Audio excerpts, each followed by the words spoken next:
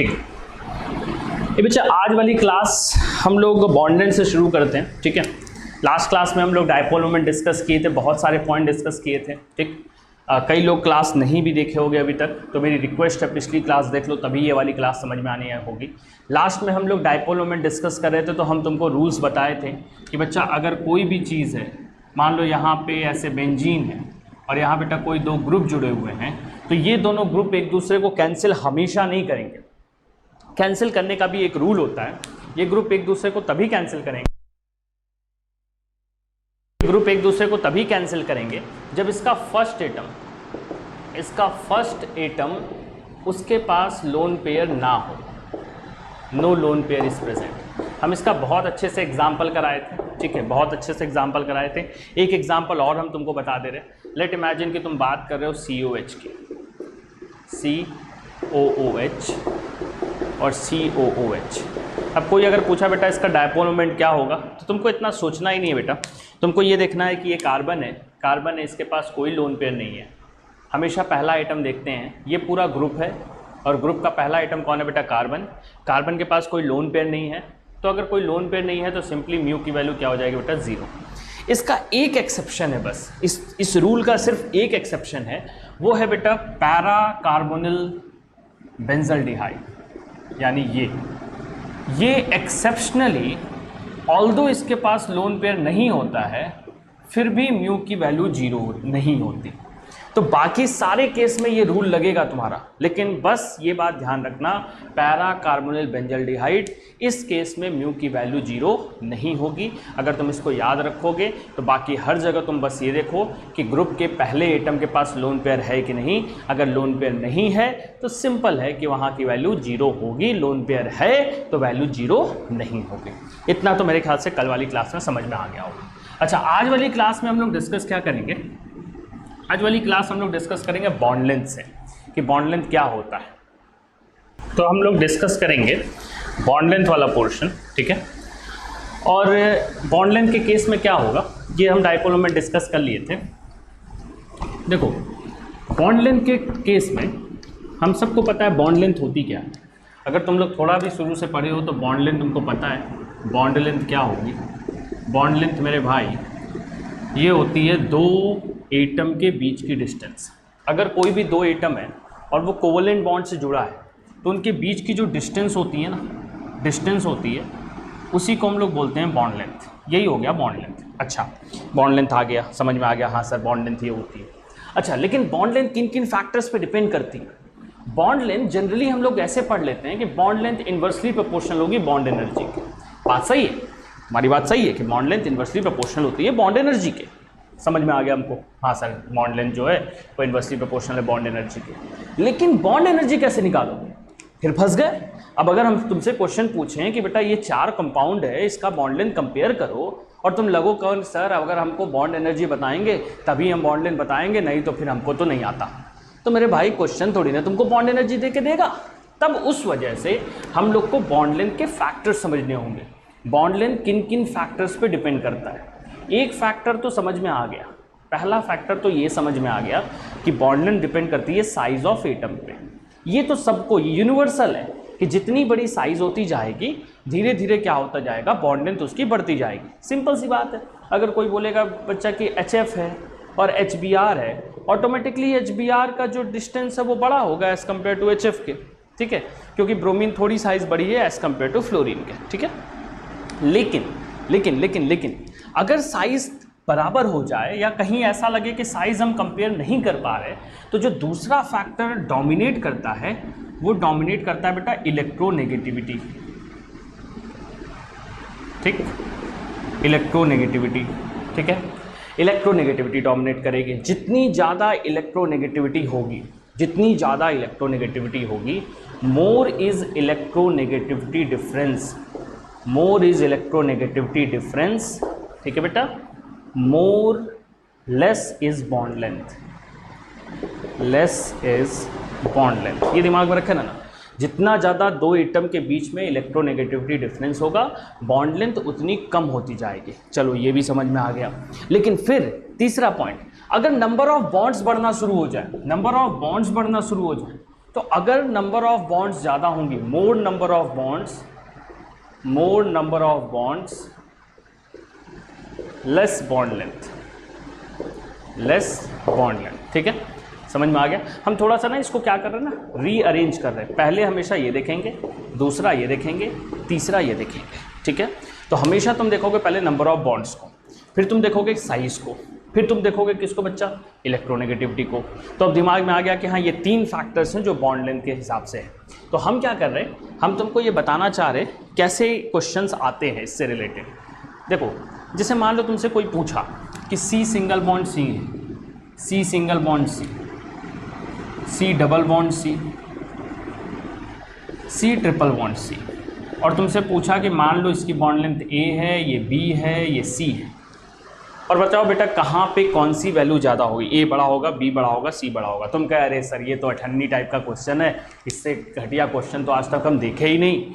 A single bond है तो ये सबसे बड़ा होगा, फिर B होगा, फिर C होगा। सही, सबको समझ में आ रहा है भाई। सिंगल बॉन्ड है तो उसकी लेंथ सबसे बड़ी होगी, फिर डबल बॉन्ड की होगी, फिर ट्रिपल बॉन्ड की होगी। लेकिन सवाल अगर ऐसा न देख के, इसका स्क्रीनशॉट ले लेना बेटा, फिर हम इसको हटाएंगे, ठीक है। सवाल ऐसा न देके अगर तुमसे ये कहा, भैया आंख और दिमाग दोनों खोल के रखो, ठीक है। अगर तुमको सवाल ये न देके ये कहा कि बेटा ये CH3 है, ये CH2 है, ये H है, ये CH2 है, डबल बॉन्ड CH2 है या CH है, और ये H है, ये CH है, ट्रिपल बॉन्ड C है, ये H है। मेरे भाई अगर तुमसे बोला लेट इमेजिन इसको A मान लें, इसको B मान लें, इसको C मान लें, अब बोला कि बॉन्ड लेंथ कंपेयर करो, मैक्सिमम लोग तुम लोग में से यहाँ पे जाके फेल हो जाओगे। क्यों? क्योंकि तुम तो पढ़ के आए हो साइज, तो हम देखें इधर भी कार्बन, इधर भी हाइड्रोजन, इधर भी कार्बन, इधर भी हाइड्रोजन, इधर भी कार्बन, इधर भी हाइड्रोजन, सब बराबर। फिर तुम पढ़ के आए हो कि नंबर ऑफ बॉन्ड्स जिसकी ज़्यादा होगी उसकी लेंथ छोटी होगी। यहाँ भी सिंगल बॉन्ड, यहाँ भी सिंगल बॉन्ड, यहाँ भी सिंगल बॉन्ड। फिर तुम आओगे कहोगे सर क्वेश्चन गलत है, आप गलत बता रहे हैं। ये गलत है भाई, हमको तो 2 ही फैक्टर्स बताते, तीसरा फैक्टर कहाँ से आया। फिर आओगे सर नहीं, तीसरा अभी बताएं, इलेक्ट्रोनेगेटिविटी। तो इलेक्ट्रोनेगेटिव देखेंगे, यहाँ कार्बन, यहाँ हाइड्रोजन, यहाँ कार्बन, यहाँ हाइड्रोजन, यहाँ कार्बन, यहाँ हाइड्रोजन, वो भी बराबर है। लेकिन जो भी कल वाली क्लास किए होंगे उनको हम एक चीज़ पढ़ाए थे, हाइब्रिडाइजेशन के हिसाब से भी इलेक्ट्रोनेगेटिविटी बदलती है। तो यहाँ का हाइब्रिडाइजेशन क्या होगा बच्चा, अब तुम लोग तेज हो गए हो, sp3, यहाँ का हाइब्रिडेशन क्या होगा बेटा, sp2, यहाँ का हाइब्रिडेशन क्या होगा, sp। क्या पढ़ाए थे कल, मोर एस कैरेक्टर मोर इलेक्ट्रोनेगेटिविटी। जो क्लास लगातार कर रहा है उसको समझ में आएगा, जितना ज़्यादा एस कैरेक्टर होगा इलेक्ट्रोनेगेटिविटी उतनी ज़्यादा होगी। तो अगर इन तीनों में कंपेयर किया जाएगा तो सबसे ज़्यादा इलेक्ट्रोनेगेटिव कौन होगा, ये मोर इलेक्ट्रोनेगेटिव होगा, फिर इसके बाद ये होगा, फिर इसके बाद ये होगा, यानी this carbon is most electronegative, यानी ये मोस्ट इलेक्ट्रोनेगेटिव कार्बन है, ठीक।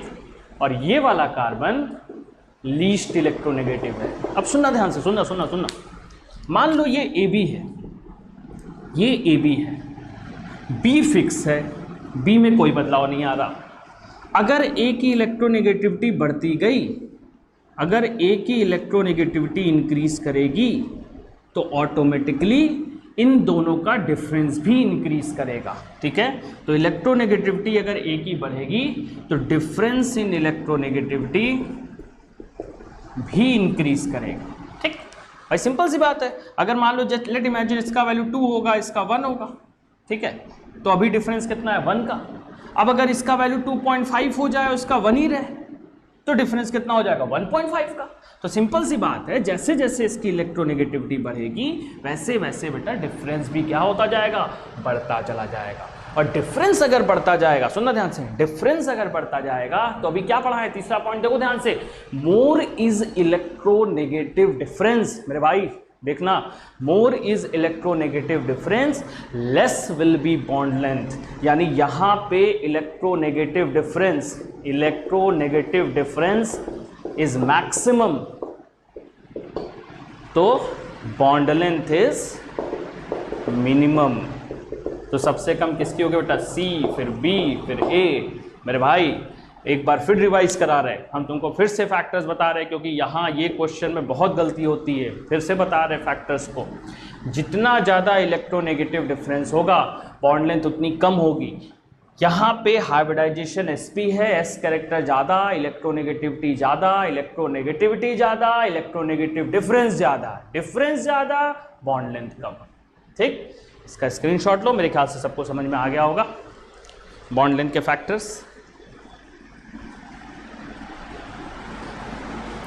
अच्छा, एक चीज़ और, बॉन्ड लेंथ रेजोनेंस की वजह से भी प्रभावित होती है। ठीक है, रेजोनेंस की वजह से भी बॉन्ड लेंथ लगातार चेंज होती है, लेकिन रेजोनेंस के जो फैक्टर्स हैं वो हम लोग जाके क्या करेंगे, रेजोनेंस के पोर्शन में पढ़ेंगे। ठीक है, एक इफेक्ट्स, ऑर्गेनिक इफेक्ट्स में रेजोनेंस भी एक इफेक्ट आता है, उसके अंदर हम लोग डिटेल में उसके इफेक्ट्स पढ़ेंगे।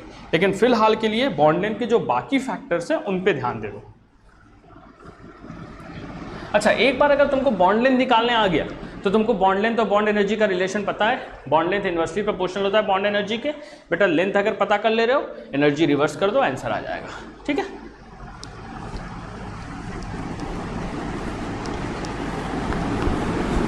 चलो, तो इतना था प्राइमरी नॉलेज जो तुमको पता होना चाहिए था कुछ भी पढ़ाने से पहले। अगर हम लोग इतना नहीं बताते तो भैया बाद में बहुत तकलीफ होती, हमको भी और तुमको भी। ठीक, अच्छा अब समझो ध्यान से। अब आज की क्लास प्योर क्लास है, ठीक है, थ्योरी ज़्यादा है इसमें, तो हम कुछ फैक्टर्स पे ध्यान देंगे और उन्हीं के साथ चीज़ों को आगे बढ़ाना शुरू करेंगे। ठीक है, तो समझना ध्यान से। सबसे पहले हम लोग डिस्कस कर रहे हैं बॉन्ड कैसे ब्रेक हो रहा। ठीक है, बॉन्ड की ब्रेकिंग कैसे होगी वो हम लोग डिस्कस करेंगे, क्योंकि अगर तुमको जीओसी पढ़ना है तो पहले तो तुमको इफेक्ट्स के बारे में जानना होगा। ठीक, समझो, सबसे पहले हम लोग ऑर्गेनिक इफेक्ट के बारे में पढ़ते हैं। ऑर्गेनिक इफेक्ट के बारे में, ऑर्गेनिक इफेक्ट्स होते क्या है। ठीक, लेट इमेजिन कि तुमसे कोई बोला कि ऑर्गेनिक केमिस्ट्री में कोई कंपाउंड लो, तो जो पहला कंपाउंड हम लोग पढ़े थे वो पढ़े थे यूरिया। ठीक है, यूरिया हमने प्रिपेयर कराया था, बोला था यूरिया पहला सब्सटेंस है जो बना था ऑर्गेनिक में। लेकिन अपनी लाइफ में जब पहला इस्तेमाल ऑर्गेनिक का हम लोग करना सीखे होंगे या IUPAC भी सीखे होंगे, तो पहली IUPAC हम लोग सीखते हैं CH4 मीथेन के बारे में। मीथेन हमारी पहली IUPAC है। ठीक, हम लोग बोलते हैं 1 कार्बन मीथेन, 2 कार्बन इथेन, यहीं से शुरू करते हैं। क्यों ऐसा है? क्योंकि ऑर्गेनिक केमिस्ट्री में हम ये मान के चलते हैं कि कार्बन और हाइड्रोजन की बॉन्ड मोस्ट आइडियल बॉन्ड है। मतलब हम ये मान के चलते हैं बेटा कि कार्बन और हाइड्रोजन की जो बॉन्ड है ना, वो ऑर्गेनिक केमिस्ट्री के लिए आइडियल है। इसी के कंपैरिजन में बाकी बॉन्ड्स को देखा जाता है। जो भी प्रॉपर्टीज है बॉन्ड की, कि बॉन्ड बड़ी है, छोटी है, जल्दी टूटेगी, देर में टूटेगी, ब्रेक नहीं हो रहा है, आयनिक है, कोवेलेंट है, ऑर्गेनिक केमिस्ट्री में मैक्सिमम टाइम हम लोग सिर्फ इसी बॉन्ड को देखते हैं और इसी बॉन्ड से चीज़ों को कंपेयर करते हैं। यानी जब तक कार्बन और हाइड्रोजन जुड़ा रहेगा, हम ये श्योर हैं कि किसी भी हालत में कोई इफेक्ट प्रोड्यूस नहीं होने वाला, एकदम निश्चिंत रहो। हम मान के चलते हैं कार्बन हाइड्रोजन की बॉन्ड सबसे आइडियल है, ना कोई इलेक्ट्रॉन का डिस्प्लेसमेंट होगा, ना इलेक्ट्रॉन इधर जाएगा ना उधर जाएगा, जैसा है वैसा पड़ा रहेगा। लेकिन अगर कोई हाइड्रोजन छोड़ के कोई और ग्रुप लगा दिया, लेट इमेजिन Cl। अब अगर तुम Cl लगा दिए तो Cl करेगा क्या? वो कार्बन के इलेक्ट्रॉन को अपनी तरफ खींच लेगा। ठीक है, वो कार्बन के इलेक्ट्रॉन को अपनी तरफ खींच लेगा। कार्बन के इलेक्ट्रॉन को अपनी तरफ खींच लेगा तो इलेक्ट्रॉन थोड़ा सा शिफ्ट हो गया, वही डायपोल मोमेंट वाला बात। तो डायपोल मोमेंट का शिफ्ट होने की वजह से यहाँ पार्शियल नेगेटिव चार्ज आया, यहाँ पार्शियल पॉजिटिव आया। ठीक है, तो मेरे दिमाग में यह आ गया कि जैसे ही तुमने क्लोरीन लगाया, मेरा कंपाउंड किसी और तरह बिहेव करना शुरू कर दिया। कोई और ग्रुप लगाओगे तो कोई और तरह बिहेव करेगा। तो ऑर्गेनिक इफेक्ट्स प्रोड्यूस ही तभी होते हैं जब हाइड्रोजन के अलावा तुम कोई ग्रुप लगाते हो। हम फिर से रिपीट कर रहे, ध्यान देना। ऑर्गेनिक इफेक्ट्स तभी प्रोड्यूस होते हैं जब हाइड्रोजन के अलावा कोई ग्रुप लगाते हो या तो मॉलिक्यूल पे चार्ज आ जाए, जैसे मान लो CH2 double bond CH2 negative. अब इन चार्जेस की वजह से भी मॉलिक्यूल कुछ कुछ प्रॉपर्टी शो करना शुरू करेगा, तो वो भी ऑर्गेनिक इफेक्ट्स में इंक्लूड होंगे। तो इफेक्ट्स मेनली क्यों जनरेट हो रहा है, समझ में आ रहा है? आइडियल कंडीशन को बदल दिया तुमने। आइडियल कंडीशन यानी कार्बन हाइड्रोजन की बॉन्ड को बदल दिया। किस तरह बदला? चाहे कोई और एटम ले आओ, चाहे कोई और चार्जेस ले आओ, लेकिन किसी न किसी तरह तुमने इसको बदल दिया। और उसको बदलने की वजह जो इफेक्ट्स प्रोड्यूस हुए, जो प्रॉपर्टीज शो होना शुरू हुई, उन्हीं को हम ऑर्गेनिक इफेक्ट्स कहते हैं। तो ऑर्गेनिक इफेक्ट्स हम ये कह सकते हैं effects produced due to external species attached to organic complexes. Carbon hydrogen की बॉन्ड में अगर कोई और चीज़ आना शुरू हो जाएगा तो कोई ना कोई प्रॉपर्टी में बदलाव आएगा, और वो सारी प्रॉपर्टीज़ हम लोग इसमें पढ़ते हैं ऑर्गेनिक इफेक्ट्स में। अब वो प्रॉपर्टी रिएक्शन की भी हो सकती है, वो प्रॉपर्टी इलेक्ट्रॉन के इधर उधर मूवमेंट की भी हो सकती है, वो प्रॉपर्टी बॉन्ड में से इलेक्ट्रॉन खींचने की भी हो सकती है। वो सारी प्रॉपर्टीज़ ऑर्गेनिक इफेक्ट्स होंगे। ऑर्गेनिक इफेक्ट्स जो हम लोग जानते हैं, जो हमको पढ़ना है, वो 4 इफेक्ट्स पढ़ने हैं हम लोगों को। 4 इफेक्ट्स पढ़ने। पहला हम लोग को पढ़ना है इंडक्टिव इफेक्ट। दूसरा हम लोग को पढ़ना है इलेक्ट्रोमेरिक इफेक्ट। तीसरा हम लोग को पढ़ना है रेजोनेंस एंड मेसोमेरिक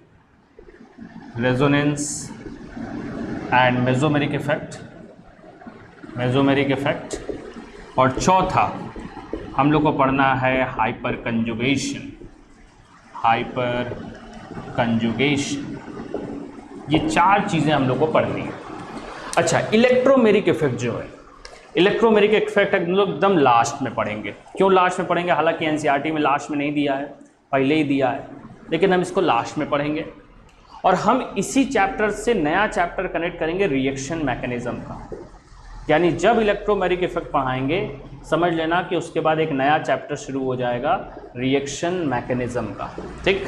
क्योंकि इलेक्ट्रोमेरिक इफेक्ट ऑर्गेनिक इफेक्ट और रिएक्शन मैकेनिज्म के बीच का पोर्शन, बीच के पोर्शन में बात करेंगे।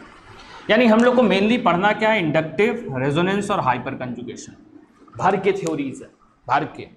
कोई बुक उठाओगे, अगर कोई IIT-JEE की बुक उठाते हो जिसके में दिया हुआ हो ये सब, इतना मोटा मोटा लिखा हुआ है, 25, 30, 40, 50 पन्ना, और फिर भी कंसेप्ट क्लियर नहीं होते। रीज़न क्योंकि टेक्स्ट से वो चीज़ समझ नहीं आती, वो फील नहीं आती। जब तक तुम यहाँ पे मेरे साथ क्वेश्चंस को नहीं करोगे, तब तक ये सारी चीज़ें नहीं हो पाएंगी।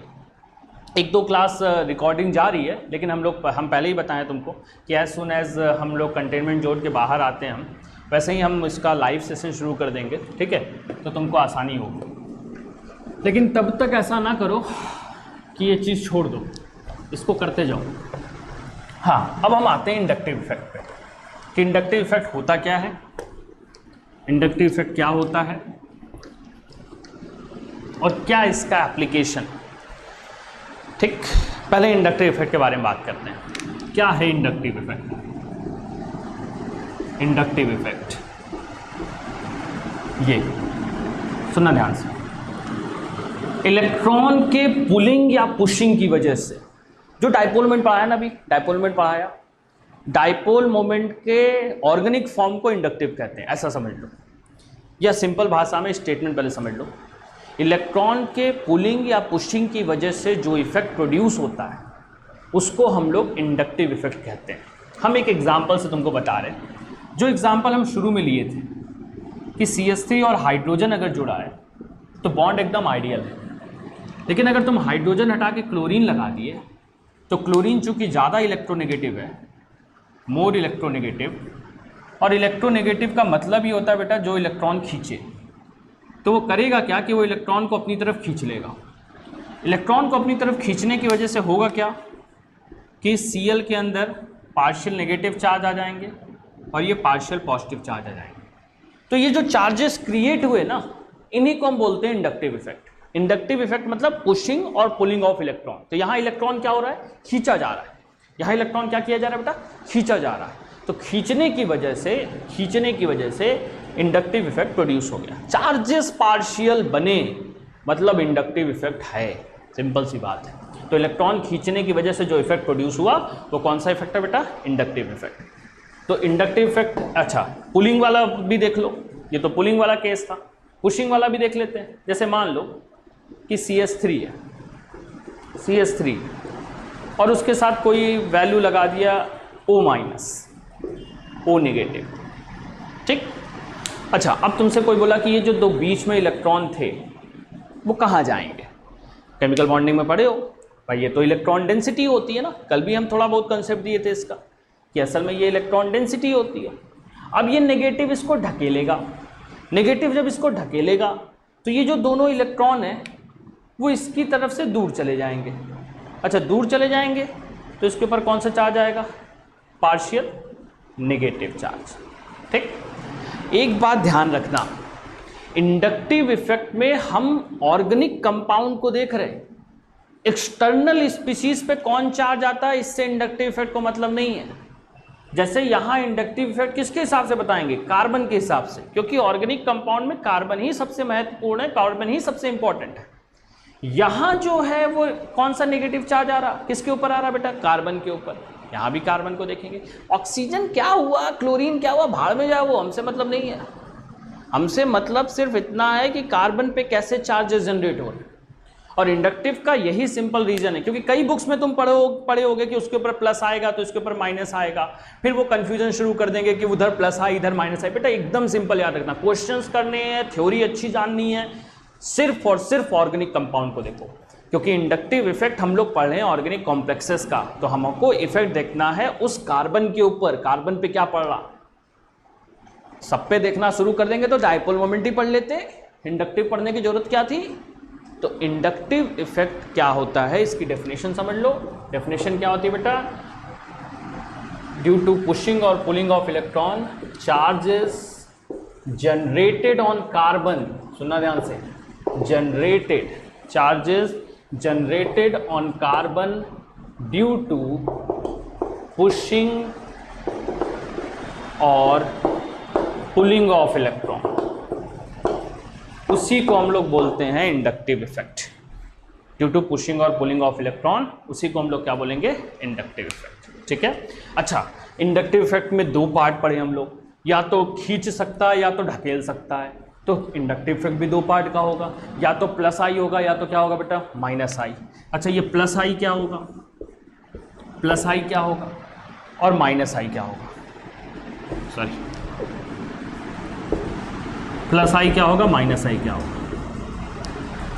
नाम से समझो, प्लस मतलब इलेक्ट्रॉन का मिलना, माइनस मतलब इलेक्ट्रॉन का भग लेना। चार्जेस के बेसिस पे कभी इंडक्टिव मत बताना, चार्जेस के बेसिस पे इंडक्टिव नहीं बताते, बार बार फोकस कर रहे हैं। प्लस आई का मतलब, प्लस मतलब गेन, हमको इलेक्ट्रॉन मिला, माइनस मतलब लॉस, इलेक्ट्रॉन चला गया हमारे पास से। अब जरा खुद बताओ ये कौन सा इफेक्ट है।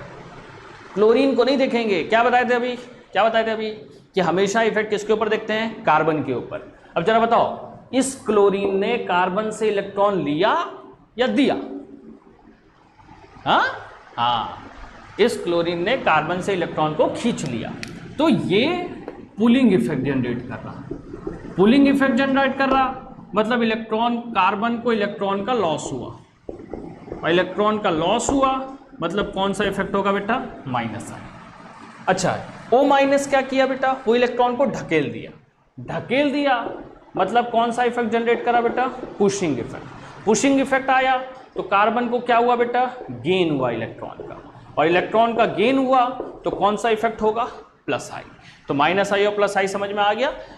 बेटा माइनस आई नहीं, कहीं भी माइनस लिखा रहेगा, minus M, minus H, plus M, plus H, कुछ भी लिखा रहेगा। हमेशा ये बात ध्यान रखेंगे, प्लस मतलब इलेक्ट्रॉन का मिलना, माइनस मतलब इलेक्ट्रॉन का चले जाना। इसका स्क्रीनशॉट लो, ठीक है।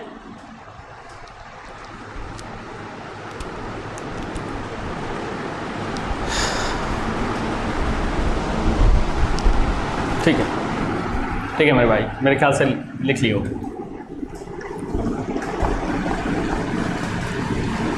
चलो अब हम लोग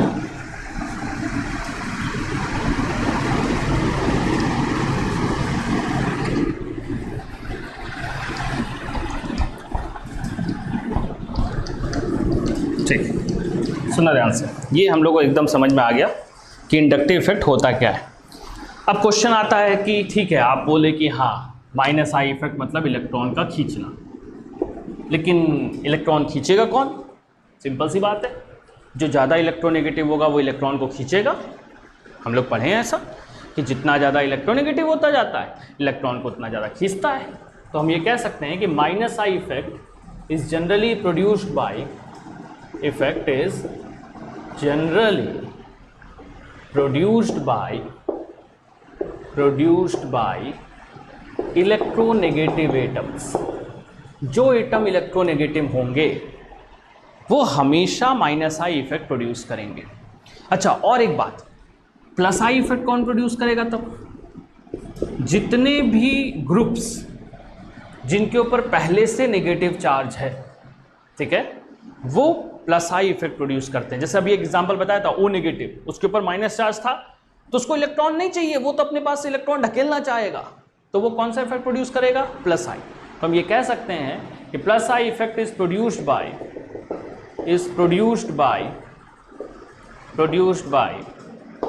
नेगेटिव चार्जेस।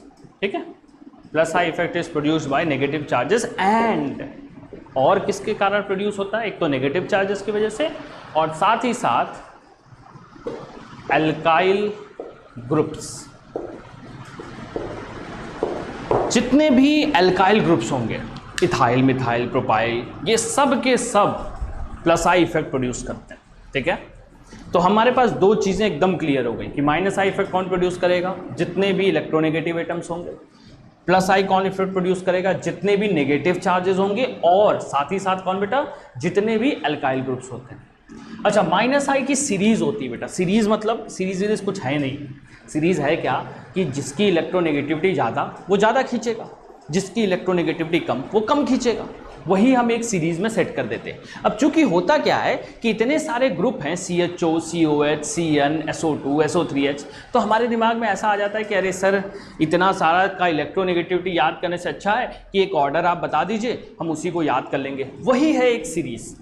सीरीज का मतलब कि हम इलेक्ट्रोनेगेटिविटी के बेसिस पे एक ऑर्डर सेट कर दे रहे हैं कि ये वाला ग्रुप ज़्यादा इलेक्ट्रॉन खींचेगा, ये वाला ग्रुप इलेक्ट्रॉन कम खींचेगा। ठीक है, तो तुम्हारा काम हो जाएगा, आसानी से हो जाएगा। ठीक है, तो देखो, इलेक्ट्रॉन खींचना की टेंडेंसी, इलेक्ट्रॉन खींचने की जो टेंडेंसी है उसको एक ग्रुप में हम लोग सब सेट कर रहे हैं। ठीक है, ठीक है, स्लाइड है। ठीक है बच्चे, तो इसकी मेरे पास स्लाइड नहीं है तो हम पूरा लिख रहे हैं। ठीक, और थोड़ा इसको देख लेना साथ में। सबसे ज़्यादा पुलिंग इफेक्ट ये प्रोड्यूस करता है बेटा NR3+। ठीक है, इसके बाद NH3+, ये बच्चा उसके पास OR2+। देख लो, इन सब के ऊपर पॉजिटिव चार्ज लगा हुआ है, तो सिंपल सी बात है कि इनके ऊपर अगर पॉजिटिव चार्जेस लगे हुए हैं तो सिंपल सी बात है कि पुलिंग इफेक्ट भी तगड़ा होगा। ये तो समझ में आ रहा। इसके बाद इंपॉर्टेंट है, इसके बाद आता है बेटा NO2। ठीक है, फिर बेटा CN, फिर बेटा CHO, फिर COH। अच्छा, पहला कंफ्यूजन यहाँ प्रोड्यूस होगा। ठीक है, तो एकदम सीरीज को अच्छे से याद रखना। एक दो जगह तुमको लगेगा कि अरे ये सीरीज तो गलत लिखा रही, लेकिन ऐसा है नहीं बेटा, ये एक्सपेरिमेंटल वैल्यूज़ के बेसिस पे है, तो कोई गलती नहीं होगी। तो CN, CHO, COH। अच्छा, फिर ध्यान देना, फिर हैलोजेंस। हैलोजेंस मतलब फ्लोरीन, क्लोरीन, ब्रोमीन, आयोडीन। ठीक है, ये ऐसा हो गया। ठीक, उसके बाद OR, OH, NH2, C triple bond CH। ठीक है बच्चा, ये भी पुलिंग इफेक्ट प्रोड्यूस करेगा। फिर बेटा phenyl ring.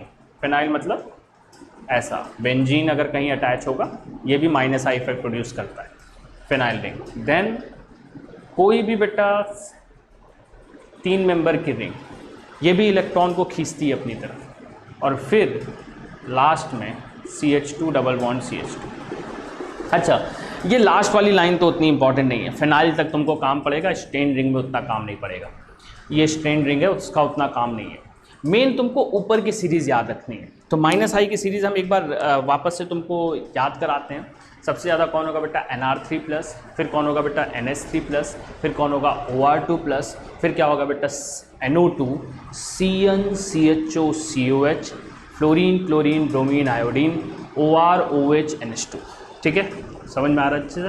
OR OH NH2। ठीक है, फिर acetylene C triple bond CH, फिर फिनाइल रिंग, स्ट्रेन रिंग, उसके बाद एल्कीन वाला ग्रुप। ये तो एकदम मिनिमम होता है, उसका कभी काम ही नहीं पड़ेगा तुमको मेन ऊपर वालों का काम पड़ेगा। फिर से एक बार -I सीरीज मेरे साथ रिवाइज करो, बोर जरूर हो रहे होगे, लेकिन बेटा -I सीरीज तुमको मेरे साथ बोलनी पड़ेगी। तो जब अगर तुम लेक्चर देख रहे होगे तो मेरे साथ बेटा उसको बोलना, ठीक है? तो सबसे ज़्यादा पुलिंग इफेक्ट कौन प्रोड्यूस करेगा? Nr3+, फिर कौन प्रोड्यूस करेगा? NH3+, फिर कौन प्रोड्यूस करेगा बेटा? OR2+, फिर कौन बेटा? NO2, फिर कौन? CnCHO COH, fluorine chlorine bromine iodine, OR OH NH2। ठीक, OR ज़्यादा होगा कंपेयर टू OH के, ये भी ध्यान रखना। यहाँ भी कई जगह तुमको गलती होगी, इस वजह से याद रखना OR का पुलिंग इफेक्ट ज़्यादा होता है एज कंपेयर टू NH2। फिर बेटा acetylene, phenyl ring, strain ring, और फिर बेटा क्या? CH2 double bond CH2। तो इस पे बहुत ध्यान नहीं देना है, यहाँ तक तुमको अच्छे से याद होना चाहिए। ठीक है, अच्छा, +I में कोई ज़्यादा तकलीफ नहीं होती। +I में होता क्या है कि नेगेटिव चार्जेस जो हैं, जैसे CO- हो गया, ठीक है, O- हो गया, O- हो गया। अच्छा, ये सब क्या करेंगे? ये सब ज़्यादा इलेक्ट्रॉन को देंगे, ठीक है। देन उसके बाद एल्काइल ग्रुप। एल्काइल ग्रुप का एक सिंपल रूल हम तुमको बता दे रहे हैं, जितना बड़ा ग्रुप एल्काइल ग्रुप के लिए एकदम सिंपल याद कर लो, ये तुमको आसानी पड़ेगी। मोर मोलर मास, मोर +I। जैसे ये बेटा टर्शरी ग्रुप, तुमको पता है टर्शरी, इसका मोलर मास ज़्यादा होगा। फिर सेकेंडरी,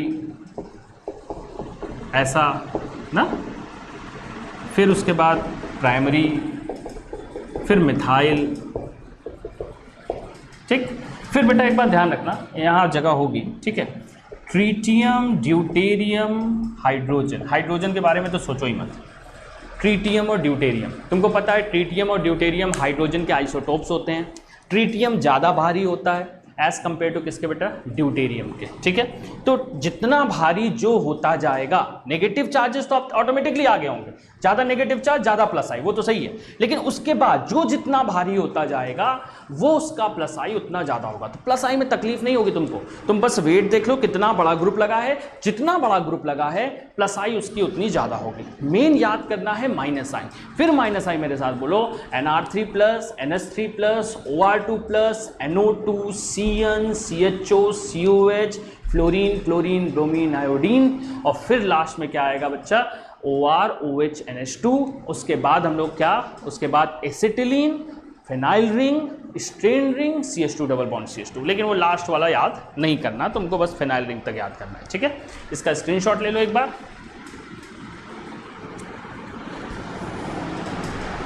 इसका स्क्रीनशॉट ले लो, फिर आगे डिस्कस करते हैं।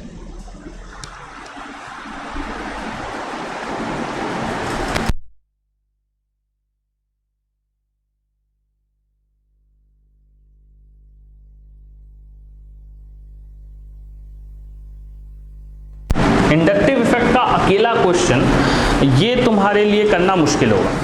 ठीक,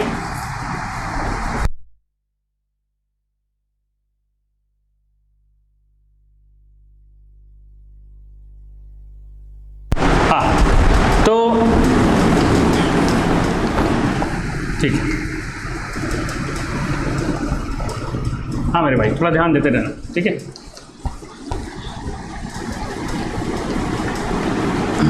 लाइव होते तो एक दो सवाल तुम लोग से पूछते। चलो जब लाइव आएंगे तो हम ज़रूर पूछेंगे कुछ क्वेश्चन, कितना पढ़े हो कितना नहीं। ठीक है, चलो अब मान लो तुमसे कोई ये पूछा, लेट इमेजिन कि तुमसे क्वेश्चन आया कि सर इंडक्टिव इफेक्ट का एप्लीकेशन कराइए। अब तुम बुक्स में जाओगे या कभी कोई भाई रेफ़र तो करते होगे, ऐसा तो नहीं है, आकाश पाताल इतना सारा मटेरियल है, कोई ना कोई तो रेफर कर रहे होगे। तो अगर किसी मटेरियल को तुम देखोगे तो वहाँ जाके देखोगे तो तुमसे बोलेगा बताओ इंडक्टिव इफेक्ट दिया रहेगा, तो उसके नीचे 10-12 एप्लीकेशन दिए रहेंगे, ईसीडी की स्ट्रेंथ, ये वो। बच्चा एक चीज़ जानना, इंडक्टिव इफेक्ट और रेजोनेंस ये दोनों साथ में ही मिलके क्वेश्चन आता है। अकेले क्वेश्चन करने की कोशिश करोगे रेजोनेंस वाला पोर्शन छूट जाएगा, रेजोनेंस का अकेले करने की कोशिश करोगे इंडक्टिव छूट जाएगा। हम ऐसा नहीं करेंगे, हम जब भी क्वेश्चन कराएंगे इंडक्टिव और रेजोनेंस को मिला के कराएंगे, ठीक है, ताकि तुम्हारी प्रैक्टिस क्वेश्चन के लिए सही बने। तो इंडक्टिव अभी हम लोग पढ़ लिए, ठीक है। हम थोड़ा सा इलेक्ट्रोमेरिक का नॉलेज दे रहे हैं तुमको, ठीक है। फिर इलेक्ट्रोमेरिक डिटेल में हम लोग लास्ट में डिस्कस करेंगे, इलेक्ट्रोफाइल क्या होता है, न्यूक्लियोफाइल क्या होता है। अभी इलेक्ट्रोमेरिक थोड़ा सा बस समझ लो थ्योरी के लिए कि इलेक्ट्रोमेरिक इफेक्ट होगा क्या, फिर कल से हम लोग रेजोनेंस इफेक्ट शुरू करेंगे। तो इलेक्ट्रोमेरिक इफेक्ट क्या होता है समझना ध्यान से। इलेक्ट्रोमेरिक इफेक्ट सुनना ध्यान से। जैसे मान लो ये डबल बॉन्ड है, इलेक्ट्रोमेरिक इफेक्ट तभी प्रोड्यूस होता है जब रिएक्शन होने वाला हो। हमेशा रिएक्शन होने से पहले ही इलेक्ट्रोमेरिक इफेक्ट प्रोड्यूस होगा, ठीक है। अगर रिएक्शन नहीं हुआ तो इलेक्ट्रोमेरिक इफेक्ट प्रोड्यूस होने के बाद वहां खत्म हो जाएगा, वो हम समझाते हैं। लेकिन देखो इलेक्ट्रोमेरिक इफेक्ट होगा क्या, मान लो कि CH2 डबल बॉन्ड CH2 है और तुमने यहाँ पे H+ का इस्तेमाल किया, ठीक है, H+ का इस्तेमाल किया। अब ये H+ देख के ये पाई बॉन्ड जो है, पाई बॉन्ड कहेगा अरे H+ मिला, मेरे पास मौका है कि हम एल्कीन से एल्केन में कन्वर्ट हो जाए। हमेशा ध्यान रखना ऑर्गेनिक कंपाउंड में जब आगे हम लोग पढ़ेंगे तो हमेशा ऊपर से नीचे आने की टेंडेंसी होती है। कोई एल्काइन है वो हमेशा चाहेगी हम एल्कीन में कन्वर्ट हो जाए, कोई एल्कीन है वो हमेशा चाहेगी हम एल्केन में कन्वर्ट हो जाए, सही है। तो तुमने जब एल्कीन लिया, कोई ये इथिलीन है, अगर तुम उसको H+ के साथ ट्रीट करने जा रहे, रिएक्ट करने जा रहे, तो पहले क्या होगा, पहले ये एल्कीन देखेगा कि हाँ अरे सोल्यूशन में H+ है, तो H+ है तो क्यों ना हम बॉन्ड तोड़ के उसको पकड़ लें। भाई H+ पकड़ाएगा कैसे, H+ आदमी थोड़ी ना कि रस्सी बांध के बांध लोगे ना, H+ को पकड़ने के लिए पाई बॉन्ड तोड़ना पड़ेगा। तो पाई बॉन्ड टूटेगा प्लस और माइनस में, और वो माइनस H+ को पकड़ लेगा, सही है, वो माइनस H+ को पकड़ लेगा। तो होगा क्या कि इस H+ के प्रेजेंस में ये पाई बॉन्ड टूट जाएगा, ठीक। अब टूट गई तो CH2 यहां प्लस आया, यहां माइनस आया। अब ये ब्रेक करके बैठा है, ठीक, ये ब्रेक करके बैठा है कि अब H+ को हम पकड़ने जा रहे हैं, और H+ को पकड़ने जा रहा था ये कि तुम H+ को यहां से बाहर निकाल दिए, गायब। अब H+ गायब हो गया, ये तो बॉन्ड ब्रेक कर लिया अपना। अब ये बॉन्ड ब्रेक कर लिया, अब ये सोचा कि अच्छा अब H+ कहीं मिले हम पकड़ लें, सोल्यूशन में H+ मिले कहीं पकड़ लें। थोड़ी देर इंतजार करने के बाद ये कहेगा अरे H+ तो भाग लिया, बेवफा निकला H+, सोनम गुप्ता की तरह। तो हम क्या कर रहे हैं, हम अपनी ओरिजिनल पोजीशन पे आ जा रहे हैं, CH2 डबल बॉन्ड CH2 वापस से। मेरे भाई ये इफेक्ट थोड़ी देर के लिए जनरेट हुआ, अगर रिएक्शन नहीं हुआ तो ये वापस से अपनी ओरिजिनल पोजीशन पे चला गया। फिर से रिपीट करें, ध्यान से सुनना। H+ के प्रेजेंस में ये ब्रेक हुआ ताकि H+ इसके ऊपर अटैक कर सके, अटैक नहीं कर पाया H+, बांध दिया तुमने, रेस्ट्रिक्ट कर दिया इसको, तो ये थोड़ी देर तक ही इंतजार करेगा, फिर वापस से अपनी ओरिजिनल पोजीशन पे चला जाएगा। इलेक्ट्रोमेरिक इफेक्ट है क्या, इलेक्ट्रोमेरिक इफेक्ट है breaking of pi bond, breaking of pi bond in presence of external charged agent या external reagent। बाहर से कोई रिएजेंट आया, उसकी वजह से पाई बॉन्ड टूट गई, उसी को हम लोग बोलेंगे इलेक्ट्रोमेरिक इफेक्ट। अच्छा एक बात बताओ, क्या ये इफेक्ट परमानेंट है, क्या ये इफेक्ट परमानेंट है? नहीं, ये इफेक्ट परमानेंट नहीं है। क्यों परमानेंट नहीं है? क्योंकि भाई शुरू में ब्रेक हुआ, थोड़ा देर वेट किया, नहीं ऐसा हुआ तो ये वापस से अपनी ओरिजिनल पोजीशन पे चला गया। तो हम ये कह सकते हैं electromeric effect is not permanent या इज टेम्परेरी, टेम्परेरी, ठीक। अच्छा, वो टेम्परेरी इफेक्ट है। इंडक्टिव इफेक्ट कैसा इफेक्ट था? अभी हम इंडक्टिव पे वापस जाएंगे, मत परेशान हो, यही बताने के लिए तो इसको पढ़ा रहे थे हम कि परमानेंट इफेक्ट और टेम्परेरी इफेक्ट होता क्या है। इतना पढ़ाना इसी चीज़ के लिए था कि इंडक्टिव इफेक्ट क्या था बच्चा, कि मान लो Cl लगा, तो एक बार Cl अगर इलेक्ट्रॉन खींचा तो ऐसा नहीं ना होगा कि Cl पहले इलेक्ट्रॉन खींच लिया, फिर कहा अच्छा ठीक है थोड़ा देर आराम कर लेते हैं, थक गए हैं, फिर रुक गया, नहीं, फिर थोड़ी देर बाद खींचा, ऐसा नहीं होगा। क्लोरीन इलेक्ट्रोनेगेटिव है, तो एक बार इलेक्ट्रॉन को अपनी तरफ खींचा तो वो अपनी तरफ उसको शिफ्ट किया रहेगा, सही है, वो अपनी तरफ उसको शिफ्ट किया रहेगा, वो कभी छोड़ेगा ही नहीं। अपनी जिंदगी भर जब तक वो उसके साथ जुड़ा रहेगा वो इलेक्ट्रॉन को अपनी तरफ ही लेके रखा रहेगा। तो ये इंडक्टिव इफेक्ट कैसा इफेक्ट हुआ? इंडक्टिव इफेक्ट कैसा इफेक्ट हुआ बेटा? Inductive effect is permanent in nature. भैया बस इसको बताने के लिए हम इलेक्ट्रोमेरिक बताए हैं कि परमानेंट और टेम्परेरी में फर्क क्या होता है। अगर कोई इफेक्ट कुछ समय बाद वापस से अपने ओरिजिनल पोजीशन पे चला जाए तो उसको हम लोग बोलते हैं टेम्परेरी इफेक्ट। और अगर कोई इफेक्ट एकदम लॉस कर जाए, एक बार जो हो गया फिर वो कभी चेंज ही ना हो, जब तक वो सब्सटेंस वहाँ पे प्रेजेंट हो, वो इफेक्ट लगातार वहाँ लगता रहे, ऐसे चीज़ों को हम लोग क्या बोलते हैं?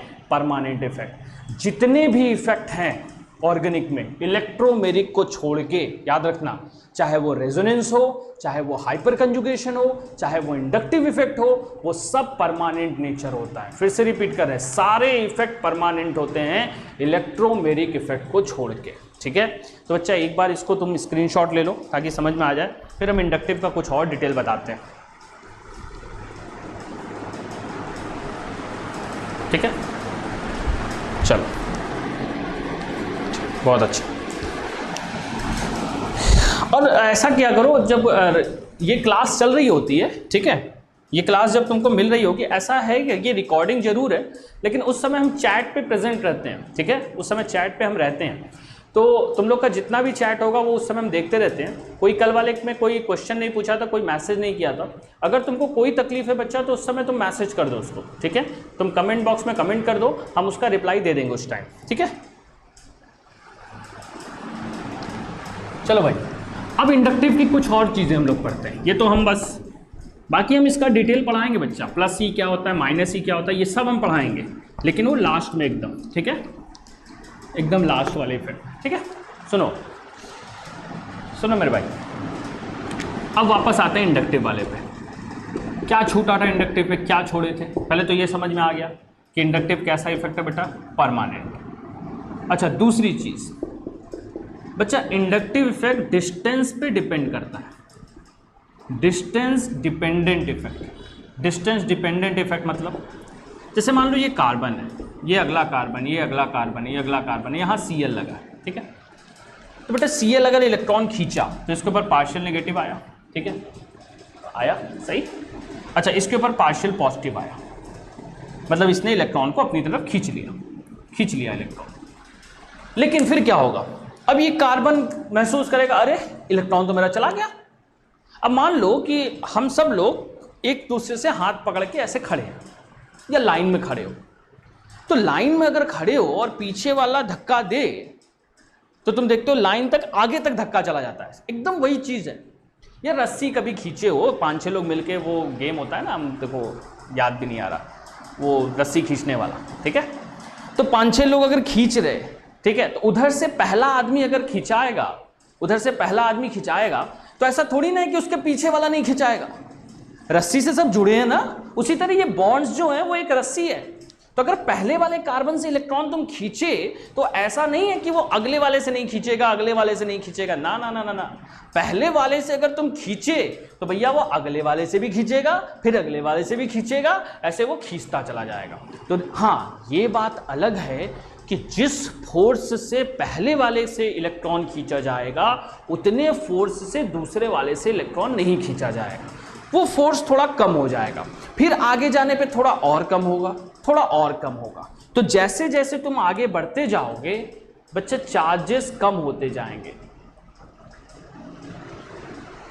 ये बच्चा ध्यान रखना, 4 बार लिखने का मतलब ज़्यादा चार्ज नहीं, लेस चार्ज। तो as we go far away charges decreases. तो ये समझ में आ गया बेटा, इंडक्टिव इफेक्ट डिस्टेंस के साथ डिक्रीज करता है। तो डिक्रीजेस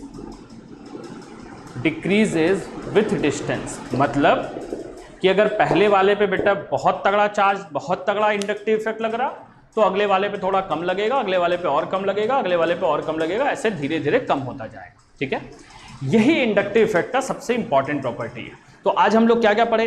पहले तो हम लोग पढ़े इंडक्टिव इफेक्ट क्या होता है बेटा। इंडक्टिव इफेक्ट हम लोग जान रहे थे क्या होता है, आज की क्लास हम यही रोक रहे हैं। ठीक है, इंडक्टिव इफेक्ट हम लोग जानते थे क्या होता है। इंडक्टिव इफेक्ट होता है बेटा पुशिंग और पुलिंग ऑफ इलेक्ट्रॉन की वजह से जो इफेक्ट प्रोड्यूस होते हैं उसको इंडक्टिव इफेक्ट कहते हैं। इंडक्टिव इफेक्ट 2 तरह के होते हैं, प्लस आई और माइनस आई। प्लस आई का मतलब इलेक्ट्रॉन गेन होना, माइनस आई का मतलब इलेक्ट्रॉन लॉस होना। माइनस आई इफेक्ट कौन शो करेगा? जितने भी इलेक्ट्रोनेगेटिव एटम्स हैं वो माइनस आई इफेक्ट शो करेंगे। प्लस आई इफेक्ट कौन शो करेगा? जो नेगेटिव चार्जेस होते हैं और जिनके एल्काइल ग्रुप्स होते हैं वो प्लस आई इफेक्ट शो करते हैं। एल्काइल ग्रुप का प्लस आई निकालने का आसान तरीका क्या है बेटा? मोलर मास ज्यादा, प्लस आई ज्यादा। ठीक है, माइनस आई की सीरीज हम याद करवाए तुमको, क्या सीरीज थी एक बार फिर रिवाइज करते हैं क्लास के एंड में। सबसे ज्यादा इफेक्ट कौन प्रोड्यूस करेगा बेटा? NR3+, फिर कौन प्रोड्यूस करेगा? NH3+, फिर कौन प्रोड्यूस करेगा? OR2+, फिर कौन बेटा? NO2, CN, CHO, COH, fluorine, chlorine, bromine, iodine, OROH, NH2। ठीक है, तो इतना हम लोग यहाँ तक डिस्कस कर लिए थे। ठीक है, ये समझ में आ गया तुमको। फिर हम बताया बेटा इलेक्ट्रोमेरिक इफेक्ट क्या होता है। पाई बॉन्ड का ब्रेकिंग किसी एक्सटर्नल एजेंट में, उसको इलेक्ट्रोमेरिक इफेक्ट कहते हैं। इलेक्ट्रोमेरिक इफेक्ट कैसा इफेक्ट होता है बेटा? वो टेम्परेरी इफेक्ट होता है। इंडक्टिव इफेक्ट कैसा इफेक्ट होता है? परमानेंट। एक बार अगर इलेक्ट्रॉन खींचा तो खींचा ही रहेगा, छोड़ेगा नहीं। फिर ये पता चला कि इंडक्टिव इफेक्ट डिस्टेंस डिपेंडेंट होता है। डिस्टेंस के साथ इंडक्टिव इफेक्ट का जो कैपेसिटी है या जो इफेक्ट है वो लगातार कम होता जाता है। यहाँ तक आज हम लोग डिस्कस किए। हम इसके आगे इसको और डिटेल में कल डिस्कस करेंगे। आज के लिए इतना ही बेटा। तो जब क्लास तुम देखना तो उस समय हम बेटा चैट पे रहते हैं, ये बात ध्यान रखना। ठीक है, आज के लिए इतना ही।